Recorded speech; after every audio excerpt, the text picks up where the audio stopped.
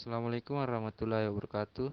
Perkenalkan saya Saki Sulwa KTW dengan NIM 230404502007. Sebelum itu terima kasih kepada dosen pengampu yaitu Bapak Ahmad Harum SPD MPD dan Ibu Kawian SPD MPD. Langsung saja. Baik, saya akan memaparkan materi pertama yaitu pengertian landasan bimbingan dan konseling. Kedua, apa saja landasan-landasan bimbingan dan konseling. Selanjutnya yaitu pengertian landasan bimbingan dan konseling. Landasan di dalam Kamus Besar Bahasa Indonesia yaitu diartikan sebagai alas, dasar atau tumpuan. Adapun secara istilah, landasan sebagai dasar dikenal pula sebagai pondasi mengacu kepada pengertian tersebut. Kita dapat memahami bahwa landasan adalah suatu alas atau dasar pijakan dari suatu hal, suatu titik tumpu atau titik tolak dari suatu hal, serta pondasi tempat berdirinya suatu hal. Jadi landasan dalam bimbingan dan konseling pada hakikatnya merupakan faktor-faktor yang harus diperhatikan dan dipertimbangkan khususnya oleh konselor selaku pelaksana utama dalam mengembangkan layanan bimbingan dan konseling. Selanjutnya yaitu beberapa landasan dalam bimbingan dan konseling. Pertama yaitu landasan filosofis.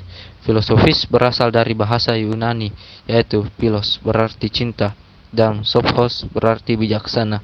Jadi filosofis berarti kecintaan terhadap kebijaksanaan. Landasan filosofis merupakan landasan yang dapat memberikan arahan dan pemahaman khususnya bagi konselor dalam melaksanakan setiap bimbingan dan konseling yang lebih bisa dipertanggungjawabkan secara logis, etis dan estetis. Adapun pemikiran filosofis yang terkait dalam pelayanan bimbingan dan konseling tentang hakikat manusia.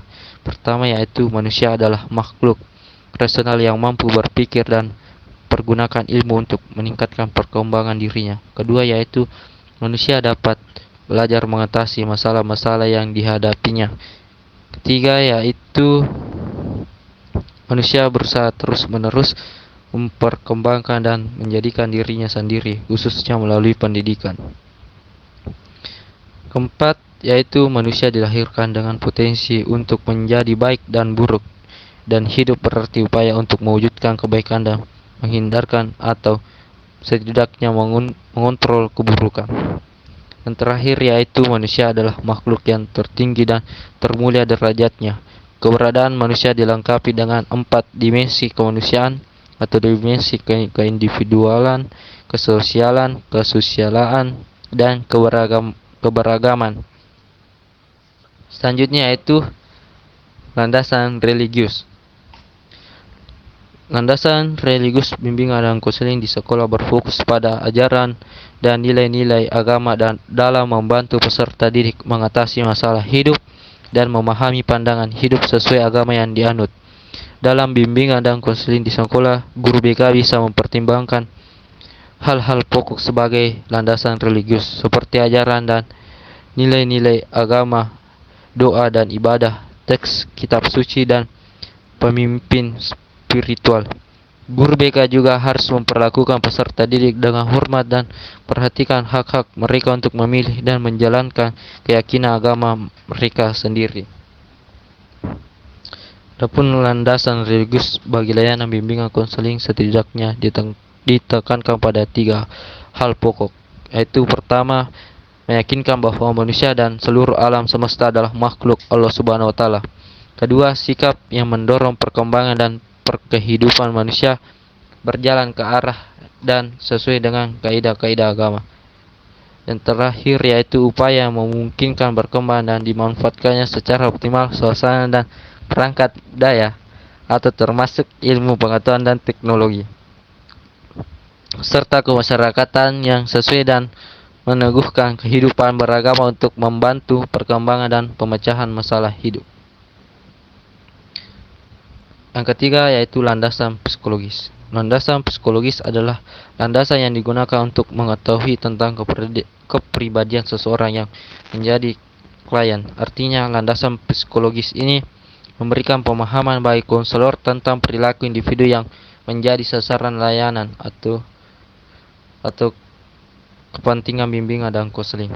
Beberapa kajian psikologi yang perlu dikuasai oleh konselor adalah sebagai berikut. Pertama, motif dan motivasi berkenaan dengan dorongan yang menggerakkan seseorang berperilaku. Baik motif primer, yaitu motif yang didasari oleh kebutuhan asli yang dimiliki oleh individu semenjak dia lahir, seperti rasa lapar, bernafas, dan sejenisnya, maupun motif sekunder, yaitu motif yang terbentuk dari hasil belajar seperti rekreasi, memperoleh pengetahuan atau keterampilan tertentu dan sejenisnya. B. Pembawaan dan lingkungan. Setiap peserta memiliki kepribadian yang berbeda-beda. Sebagai konselor tentunya sangat perlu untuk memahami kepribadian yang dimiliki oleh peserta didiknya. Pembawaan dan lingkungan berkenaan dengan faktor-faktor yang membentuk dan pengaruhi perilaku individu. Pembawaan yaitu segala sesuatu yang dibawa sejak lahir dan merupakan hasil dari keturunan, yang mencakup aspek psiko atau fisik, seperti struktur otot, warna kulit, golongan darah, bakat, kecerdasan, atau ciri-ciri kepribadian tertentu. Pembawaan pada dasarnya bersifat potensial yang perlu dikembangkan, dan untuk mengoptimalkan dan mewujudkan bergantung pada lingkungan di mana individu itu berada. C. Perkembangan individu berkenaan dengan proses tumbuh dan berkembangnya individu yang merentang sejak masa konsepsi atau pranatal hingga akhir hayatnya. Di antaranya meliputi aspek fisik dan psikomotorik, bahasa dan kognitif atau kecerdasan, moral dan sosial. Dalam menjalankan tugas-tugasnya, konselor harus memahami berbagai aspek perkembangan individu yang dilayaninya, sekaligus dapat melihat arah perkembangan individu itu di masa depan, serta keterkaitannya dengan faktor pembawaan dan lingkungan. D. Belajar merupakan salah satu konsep yang amat mendasar dari psikologi. Manusia belajar untuk hidup. Tanpa belajar, seseorang tidak akan dapat mempertahankan dan mengembangkan dirinya. Dan dengan belajar, manusia mampu berbudaya dan mengembangkan harkat kemanusiaannya.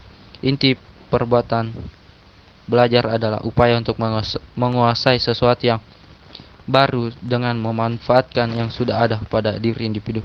Penguasaan yang baru itulah tujuan belajar, dan pencapaian sesuatu itu adalah tanda-tanda perkembangan, baik dalam aspek kognitif, afektif, maupun psikomotor atau keterampilan.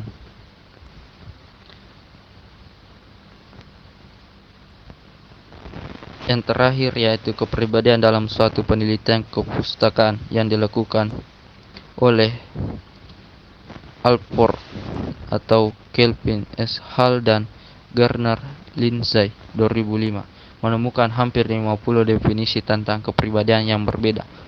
Berangkat dari studi yang dilakukannya, akhirnya dia menemukan satu rumusan tentang kepribadian yang dianggap lebih lengkap.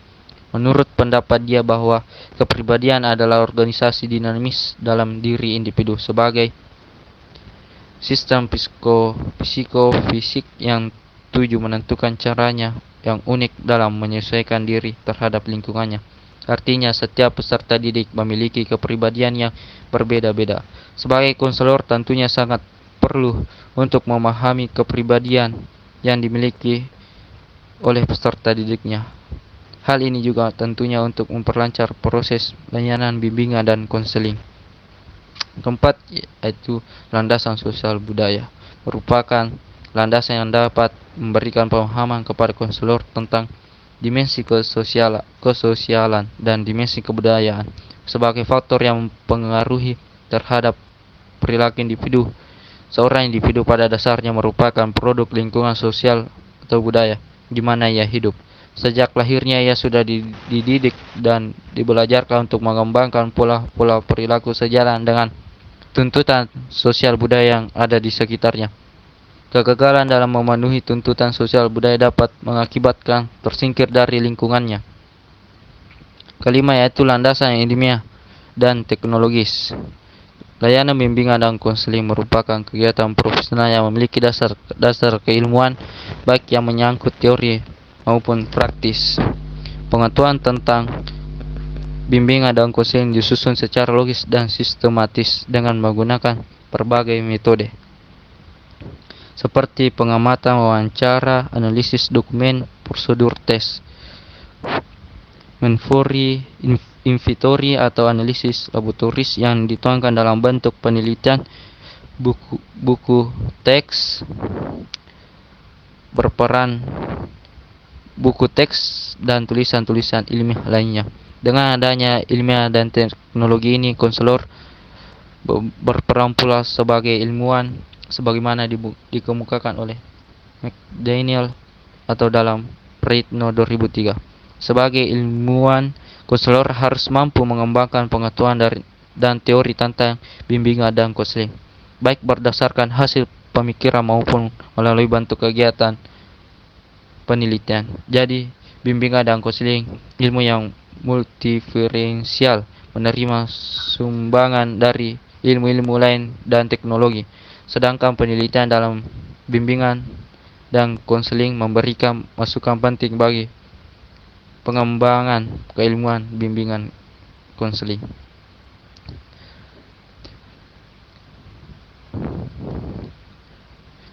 Yang keenam yang terakhir yaitu landasan pedagogis. Bimbingan dan konseling identik dengan pendidikan, artinya ketika seorang melakukan praktik bimbingan dan konseling berarti ia sedang mendidik, dan begitu pula sebaliknya. Pendidik itu merupakan salah satu lembaga sosial yang universal dan berfungsi sebagai sarana reproduksi sosial. Adapun landasan pedagogis dalam layanan bimbingan dan konseling ditinjau dari 3 segi, yaitu pertama yaitu pendidikan sebagai upaya pengembangan individu. Pendidikan adalah upaya memanusiakan manusia. Tanpa pendidikan bagi manusia yang telah lahir, itu tidak akan mampu memperkembangkan dimensi keindividualannya, kesosialisasinya, kesosialannya, dan keberagamaannya. Kedua yaitu pendidikan sebagai inti proses bimbingan konseling dan mengembangkan proses belajar yang dijalani oleh klien-kliennya. Kesadaran ini telah tampil sejak pengembangan gerakan bimbingan dan konseling secara meluas di Amerika Serikat. Pada tahun 1953, Stott telah menegaskan bahwa bimbingan dan konseling adalah proses yang berorientasi pada belajar. Belajar untuk memahami lebih jauh tentang diri sendiri, belajar untuk mengembangkan dan merupakan secara efektif berbagi pemahaman. Lebih lanjut, Nuken 1981 mengemukakan bahwa dalam konseling klien mempelajari keterampilan dalam pengambilan keputusan, pemecahan masalah, tingkah laku, tindakan, serta sikap-sikap baru. Dengan belajar itu, klien memperoleh berbagai hal yang baru bagi dirinya, dan dengan memperoleh hal-hal itu juga seorang klien akan semakin berkembang. Yang terakhir, pendidikan lebih lanjut sebagai inti tujuan bimbingan dan konseling. Tujuan bimbingan dan konseling di samping memperkuat tujuan-tujuan pendidikan juga menunjang proses pendidikan pada umumnya. Hal itu dapat dimengerti karena program-program bimbingan dan konseling meliputi aspek-aspek tugas perkembangan individu, khususnya yang menyangkut kawasan kematangan pendidikan karir, kematangan personal dan emosional, serta kematangan sosial. Semuanya untuk peserta didik pada jenjang pendidikan dasar atau SD dan SLTP dan pendidikan menengah atau Borders dan Drury 1992. Baik, itulah tadi pemaparan materi dari saya. Sekian dan terima kasih. Assalamualaikum warahmatullahi wabarakatuh.